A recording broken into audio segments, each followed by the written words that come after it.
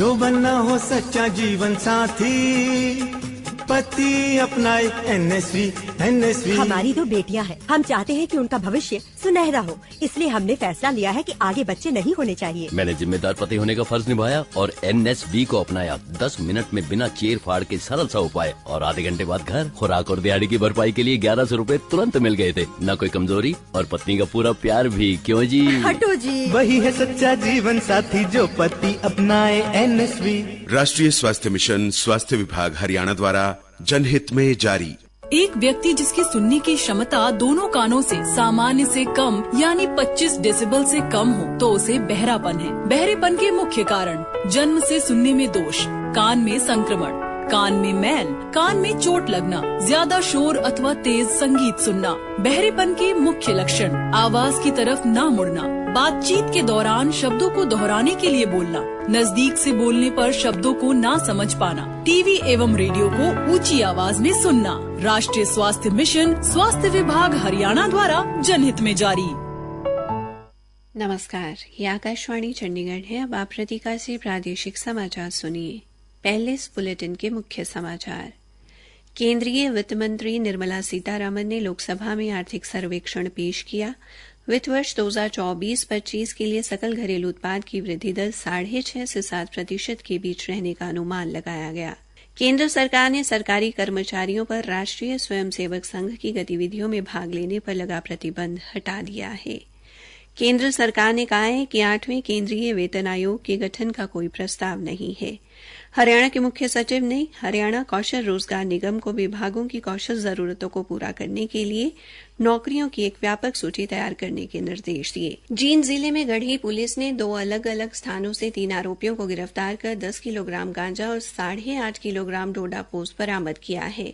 अब समाचार विस्तार से। केंद्रीय वित्त मंत्री निर्मला सीतारमण ने आज बजट सत्र के पहले दिन लोकसभा में आर्थिक सर्वेक्षण पेश किया। आर्थिक सर्वेक्षण 2023-24 में वित्त वर्ष 2024-25 के लिए सकल घरेलू उत्पाद की वृद्धि दर 6.5 से 7% के बीच रहने का अनुमान लगाया गया है। सर्वेक्षण के अनुसार वित्त वर्ष 2023-24 में अनिश्चित वैश्विक आर्थिक निष्पादन के बावजूद घरेलू वृद्धि कारकों ने आर्थिक विकास में मदद की है। सर्वेक्षण में कहा गया है कि उत्पाद व्यापार और सेवाओं के निर्यात में वृद्धि की संभावना है। इसमें कहा गया है कि भारत मौसम विज्ञान विभाग द्वारा सामान्य वर्षा के पूर्वानुमान और दक्षिण पश्चिम मानसून के संतोषजनक प्रसार से कृषि क्षेत्र के निष्पादन में सुधार की उम्मीद है। महंगाई के बारे में रिजर्व बैंक ने वित्त वर्ष 2025 में मुद्रास्फीति की मुख्य दर 4.5% और वित्त वर्ष 2026 में 4.1% रहने का अनुमान व्यक्त किया है।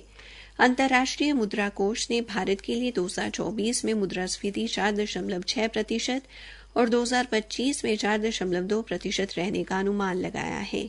सर्वेक्षण में कहा गया है कि वित्त वर्ष 2024 में सकल घरेलू उत्पाद की वास्तविक दर वर्ष 2020 की तुलना में 20% अधिक रही।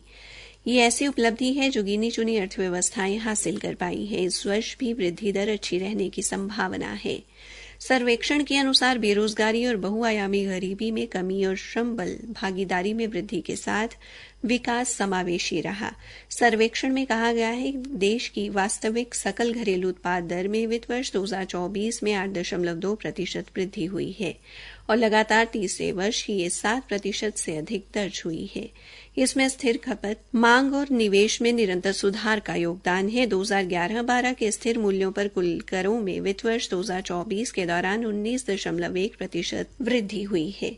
सर्वेक्षण में 2024 के लिए वैश्विक व्यापार परिदृश्य सकारात्मक बताया गया है।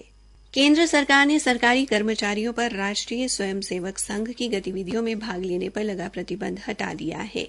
नवंबर 1966 में तत्कालीन प्रधानमंत्री इंदिरा गांधी के शासनकाल के दौरान कार्मिक लोक शिकायत और पेंशन मंत्रालय ने यह प्रतिबंध लागू किया था।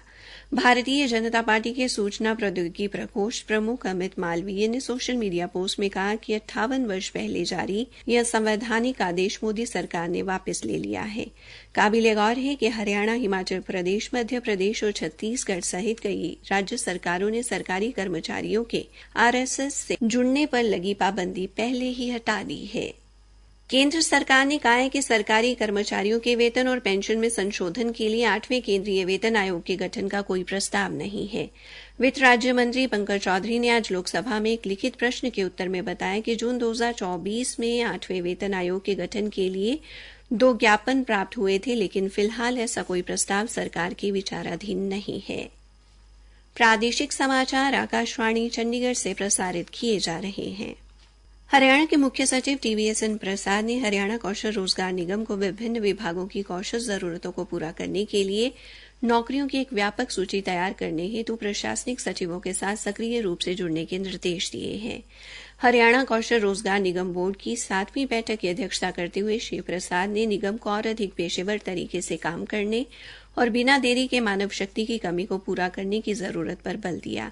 बैठक में बताया गया कि निगम विदेश मंत्रालय के अधीन प्रवासी संरक्षक से भर्ती एजेंट लाइसेंस प्राप्त करने की प्रक्रिया में है, जो उसे अपने स्तर पर विदेश में नौकरी के इच्छुक युवाओं का नियुक्ति देने में सक्षम बनाएगा।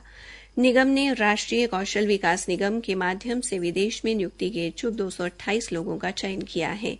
बैठक में बताया गया कि निगम ने विभिन्न बोर्ड, निगम व विश्वविद्यालयों में 1,25,000 कर्मियों को तैनात किया है। इनमें से 36,000 से अधिक अनुसूचित जाति वर्ग से और 34,700 से अधिक पिछड़ा वर्ग से हैं। जींद जिले में गढ़ी पुलिस ने 2 अलग अलग स्थानों से 3 आरोपियों को गिरफ्तार कर 10 किलोग्राम गांजा और 8.5 किलोग्राम डोडा पोस्त बरामद किया है। गढ़ी चौकी प्रभारी जसवीर सिंह ने बताया कि गुप्त सूचना के आधार पर धमदान साहिब निवासी मदन को बुल्लन मोड़ से गिरफ्तार किया गया। आरोपी की तलाशी लेने पर प्लास्टिक के कट्टे में रखा 10 किलोग्राम गांजा बरामद हुआ। इसी तरह एक गुप्त सूचना के आधार पर गांव गढ़ी से 2 आरोपियों को काबू करके उनके कब्जे से 8 किलो 500 ग्राम डोडा पोस्त बरामद किया गया है। आरोपियों की पहचान अनाज मंडी डिंडोली निवासी जगतार सिंह व विशाल के तौर पर हुई है। रोहतक में आज वन विभाग की ओर से आयोजित वन महोत्सव में रोहतक के उपायुक्त अजय कुमार ने पौधा लगाकर पौधारोपण अभियान की शुरुआत की। इस अभियान के तहत 3 एकड़ भूमि में सघन वन पद्धति से 40 प्रजातियों के 10,000 औषधीय, फलदार व छायादार पौधे लगाए जाएंगे। रोहतक में पौधारोपण अभियान के लिए स्थानीय गोहाना सड़क पर स्थित वीटा चौक से जीन मार्ग की और हरियाणा शहरी विकास प्राधिकरण की हरित पट्टी को चुना गया है। उपायुक्त ने बताया कि वन विभाग ने रोहतक जिले में पौधारोपण के लिए 5 लाख पौधे तैयार किए हैं। आने वाले दिनों में ग्राम पंचायतों के माध्यम से गांवों को भी इस अभियान से जोड़ा जाएगा। उन्होंने बताया कि जापानी वनस्पति शास्त्री अकीरा मियावाकी की तकनीक के तहत सघन वन क्षेत्र विकसित किया जाएगा। वहीं वन विभाग के उप संरक्षक सुंदर सिंह ने बताया कि मियावाकी एक सघन और तेजी से विकसित होने वाली वनीकरण तकनीक है।